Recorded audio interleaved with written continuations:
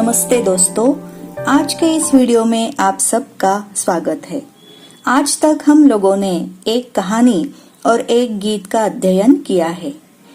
आज हम लोग विवरणात्मक निबंध इस गद्य प्रकार का अध्ययन करेंगे। इस निबंध लेखन के द्वारा हम लोग किसी भी विषय की विस्तृत जानकारी पाठकों तक पहुंचा सकते हैं। गाना बजाना इस पाठ से हमें विवरणात्मक निबंध का परिचय तो होगा ही, जिसमें उसके साथ साथ हम लोग विभिन्न बाजों की जानकारी प्राप्त करेंगे। संगीत ध्वनि निर्माण करने के साधनों को वाद्य कहते हैं। आप लोग बहुत से बाजों के नाम जानते ही होंगे, जैसे कि पिपुही, ढोल, झुनझुना, तबला, वीणा, सितार, पियानो इत्यादि। इन सारे बाजों से जो अलग अलग स्वर निकलते हैं उसे हम संगीत कहते हैं। संगीत का हमारे जीवन में बड़ा ही महत्वपूर्ण स्थान है। संगीत सुनना हम सभी को पसंद आता है और संगीत को सुरीला बनाने का काम बाजे करते हैं। इन्हीं बाजों की जानकारी आज हम इस पाठ में प्राप्त करेंगे। इस पाठ के लेखक है रामवृक्ष बेनीपुरी जी।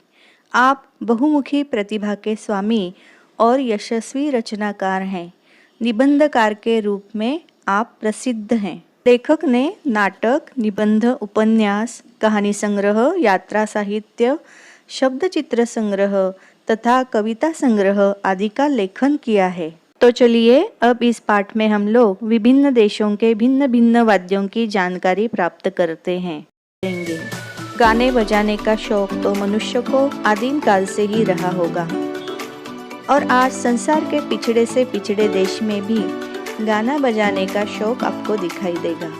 पिछले समय में कई चीज़ों को इकट्ठा पीट कर शब्द निकालने की चेष्टा की गई होगी। मरे हुए पशुओं के चमड़े को पोपले कद्दू पर मढ़कर ढोल बनाया होगा और नरकट यानी कि बाम्बू से पिपुही बनाई होगी।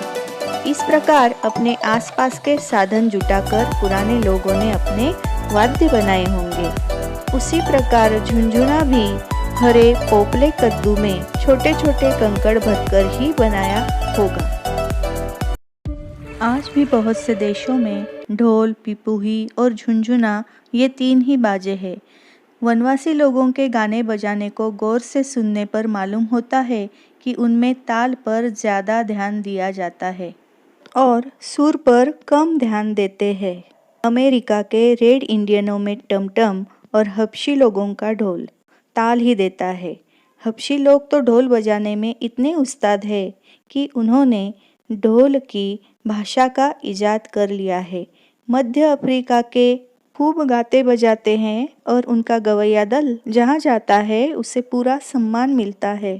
पूर्व दिशा के देश जैसे भारत, चीन, नेपाल आदि देशों का एक न एक बाजा मशहूर है ही। जैसे भारत की वीणा। वीणा भारत का राष्ट्रीय बाजा भी है। चीन में वीणा जैसे ही बाजे को राजा कहते हैं। बर्मा देश को अब म्यांमार कहा जाता है। इसी म्यांमार में 21 ढोलों से ढोल तरंग बनाई जाती है। जापानी लोग बांस यानी कि बाम्बू के टुकड़ों से वाद्य बनाकर स्वर तरंग निकालते हैं, उसे एंगलोंग कहते हैं। और भारत के समान ही सितार, वीणा, सारंगी ऐसे बहुत से तार वाले बाजे वहाँ बजाए जाते हैं। उत्तरी अमेरिका के रेडस्किन जाति के गवैये भी ढोल, पिपुही और झुनझुना यही तीन बाजे बजाते हैं।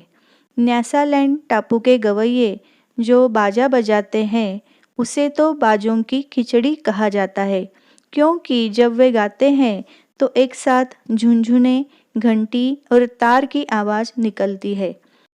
फिजी के आदिवासी तो एक लंबी सी बंशी अपनी नाक से बजाते हैं। मेक्सिको में मरिम्बा नाम के वाद्य को एक साथ 4-4 आदमी भी बजा लेते हैं। और हमारे देश का सिंगा देखो, ये वाद्य भी दूसरे देशवासियों के लिए बहुत ही आश्चर्यजनक वाद्य है। इस प्रकार हम लोगों ने आज कई देशों के बाजों की जानकारी हासिल की है। चलिए अब हम इस पाठ में आए हुए नए शब्दों के अर्थ देखते हैं। बेतहाशा। बेतहाशा मतलब असीमित, बहुत या ढेर सारा। पिपुही, छोटी बांसुरी। पिपहरी या मराठी में पिपाणी। नरकट, नरकट का मतलब है पतली गांठदार बेत। बेत मतलब बांबू। इजाद, इजाद का मतलब है खोज। मशहूर, प्रसिद्ध। मुंगरी, मुठियादार लाठी। बेशी, ज़्यादा। अधिवासी, आकर बसने वाला। तो चलिए दोस्तों, आज हम लोगों ने जिन वाद्यों की जानकारी हासिल की है उन वाद्यों के संगीत का आनंद लेते हैं।